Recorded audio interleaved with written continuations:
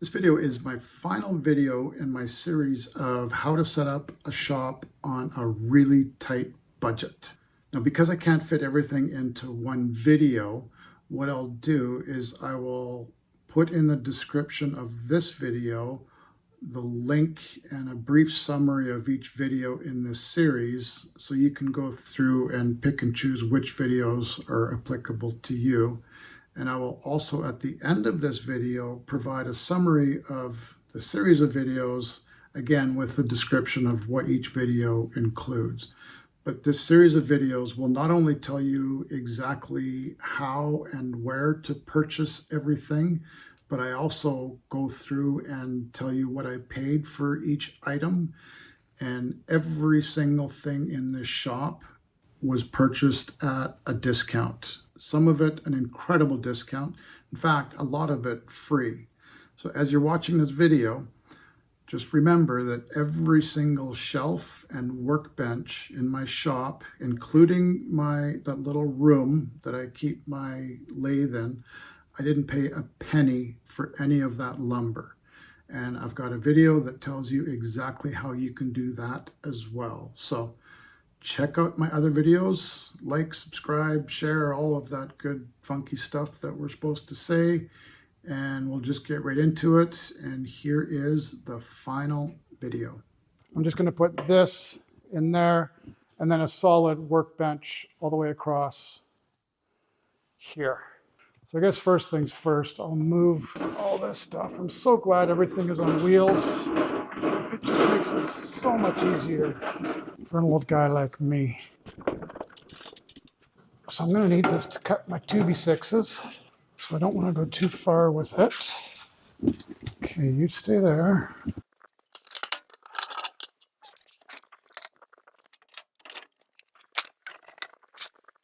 Now this is full of shit. Okay, please don't be too heavy. Oh yeah, right.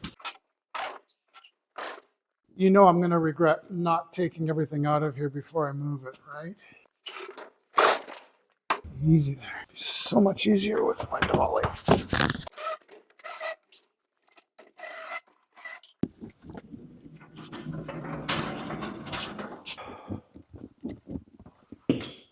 Oh, come on. That's just poor planning. Dumbass. Whoever put that up there. That's 1, 2, 3.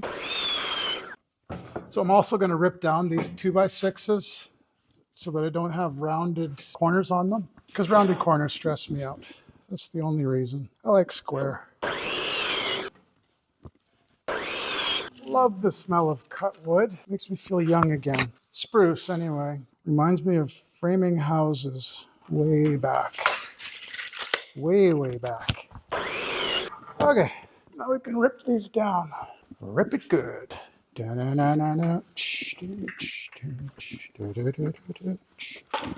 When nothing's going wrong, you must rip. So like a genius, once again. I thought the camera was turned on, it wasn't, so you didn't miss a whole lot. Basically, I just ripped these 2x6s down. Okay, so I've got 16-foot length in total. So I'm basically building two 8-foot sections by 17 inches deep.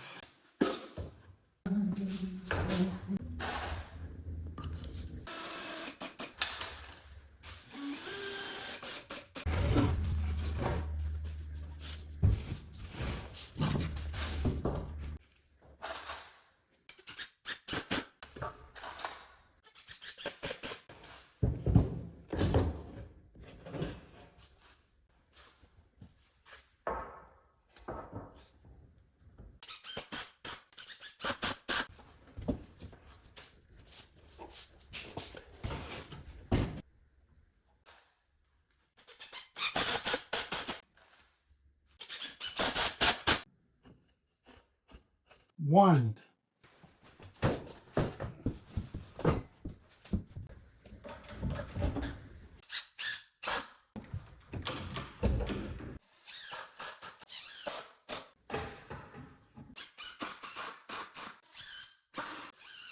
Starting to look like a bench, isn't it?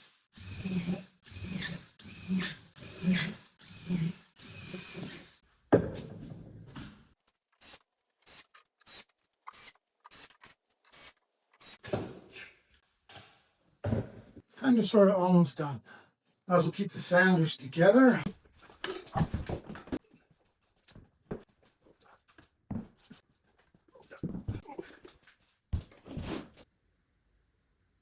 Day 2. My shop is an absolute mess, which is really stressing me out, but I've got my sander set up there. I've got this shelf or workbench, I don't know what to call it. Call it a workbench, it just sounds tougher. So I've got that workbench set up there. I just took the top off of this workbench. So now I'm going to disassemble this workbench. So I decided to scrap this workbench completely. That's what's left of it. Lying on the floor. Jersey's got double bed stacked. Loving that. Is that pretty comfy, Jers? You sure look comfy. Pretty girl. I think I got a strategy. Remember when I said I was going to get rid of this workbench? Well, apparently I lied to you. I'm keeping it. And I just measured the height of it. And it is precisely the same height as that. So take a wild guess what my strategy is now. You are right. We're going to slide that sucker over here. I'm going to turn it around so the drawers are facing this way. So the workbench that I built 15 years ago that I haven't used as a workbench in a long time, I'm actually going to use it as a workbench. It's going to go right here. I'm going to build an extension that fills in this spot right here. And then I'm just going to slide that big, heavy bench somehow. I'm going to slide it over here, put it in place, and we're done. So that's pretty exciting. I got to build new legs for this part here because that used to be supported by the part that I just took down. Okay, same deal. I'm not going to film me moving this because it's not going to be that exciting for you guys. So I only need 6 seconds and I'll have it completely finished. Well, not completely. I'll have that over here and then I'll show you guys. Let a sleeping dog lie is what I was always taught. So we'll do that too. This little cabinet was here when I moved into the shop. The cabinet itself is ugly and not built that great, but the drawers are actually built pretty good. So it's plywood, but they're all dadoed in and it's built fairly good. So I may keep the drawers, scrap the rest of it, and build a storage system underneath there, the full width, and build a couple of other deeper drawers to fill the blank spaces. So that's another project that I got coming up.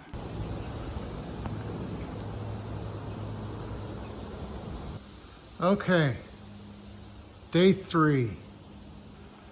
Things are starting to come together. However, my shop is a disaster and it really stresses me out, but it's just part of the process. So I've got the remains of my old workbench kind of scattered all over the place.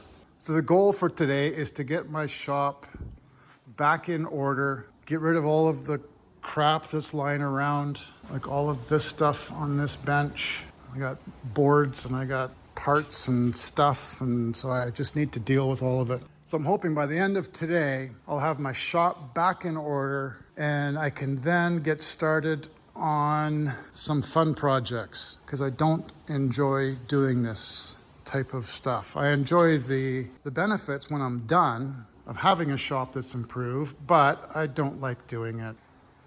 Oh, it's just disgusting.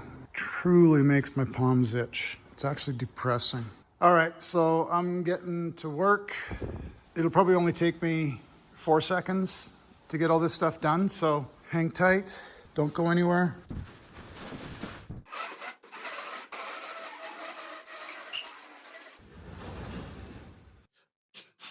Here's a tip for you. If you ever have to carry plywood around and you have the ability, meaning you're not in a cramped space or walking through a tight hallway, carry it like this. This is by far the easiest way. Take that from an old guy. Feels good on my back. However, it's challenging to walk through tight spaces. Listen for the crashes, okay? Okay, good news. For me anyway, we're actually done. As usual, that was a lot more work than I was expecting. I'm just glad that it's done. The only thing left for me to do is I need to do a little bit of a dust collector work in there. Basically need to build a plywood thing that captures the dust on that one. And I just need to hang that dust collector up a little bit. I'm gonna do a 90 and then have the hose attachment right in the front there for this one right here.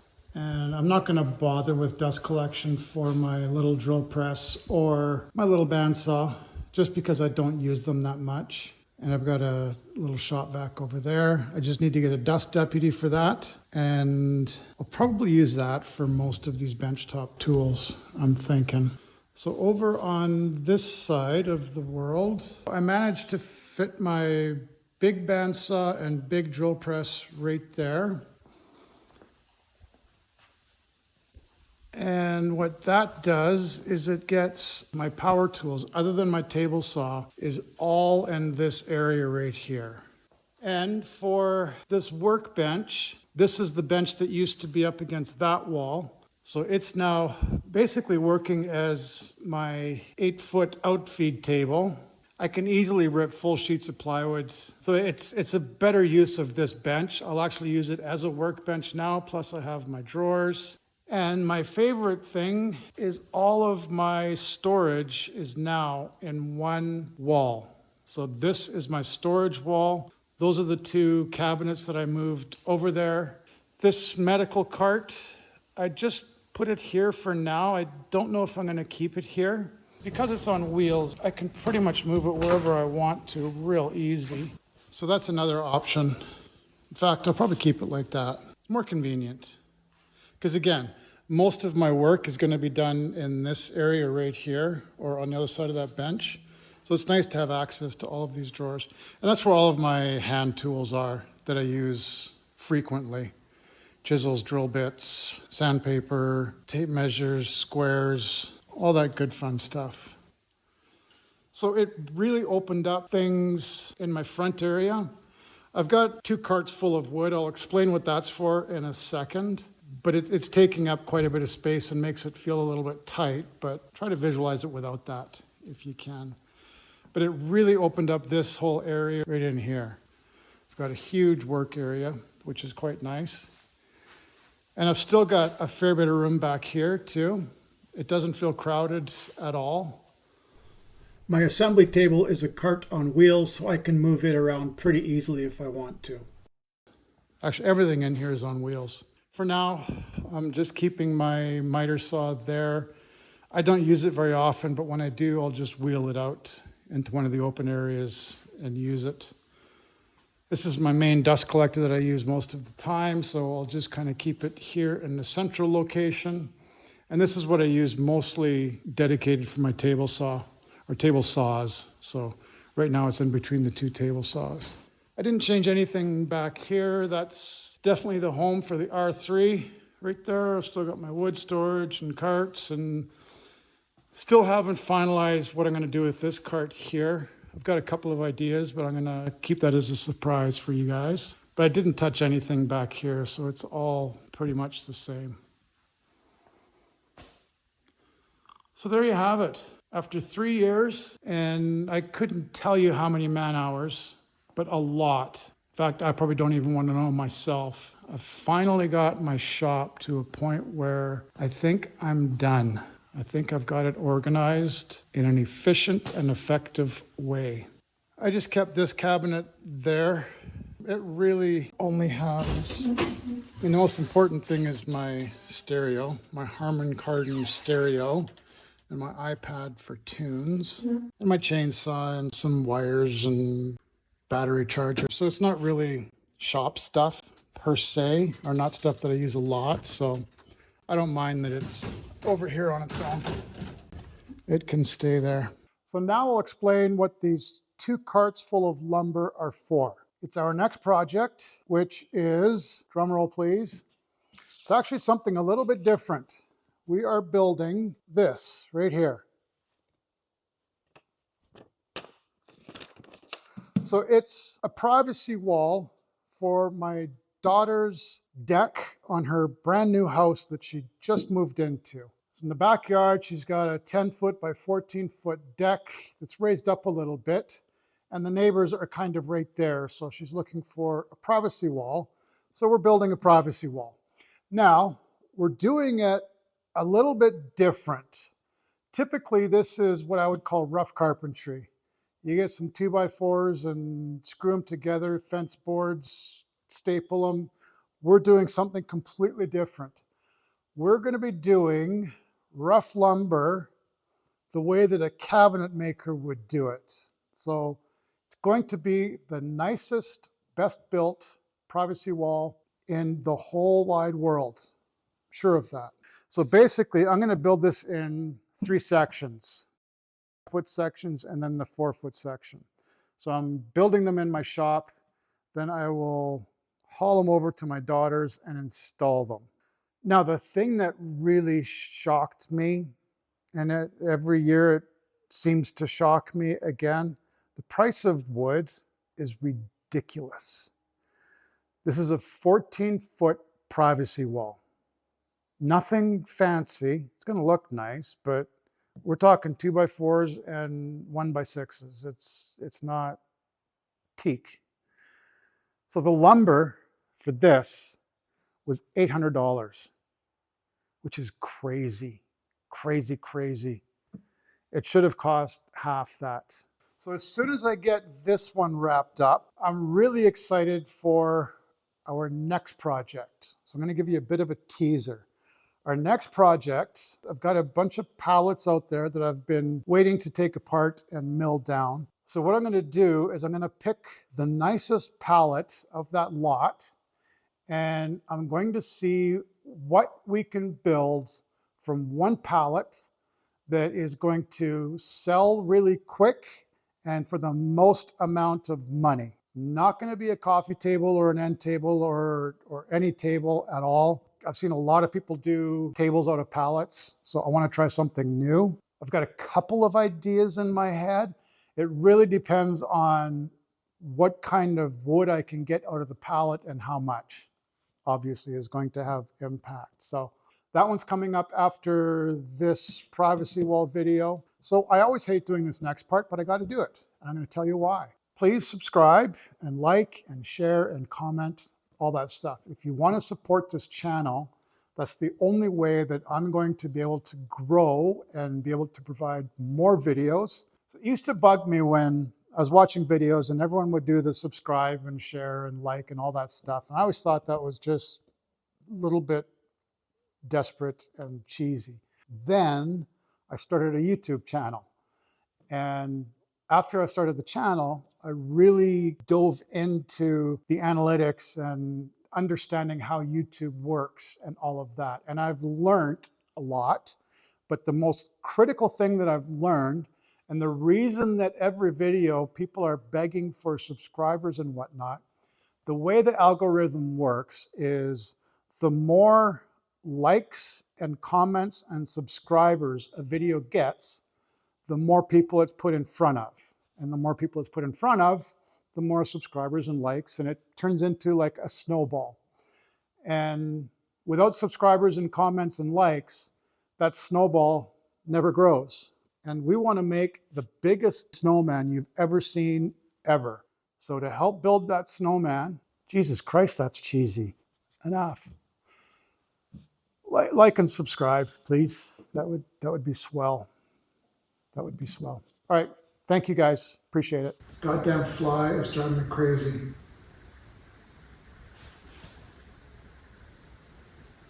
Fucker.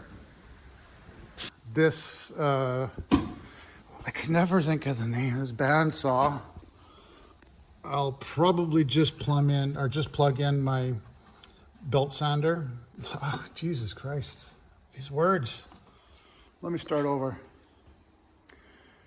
For this little bandsaw, which I hardly ever use, so I'm not too stressed about dust collection, but I'll probably just plug in my shop vac to this port down here.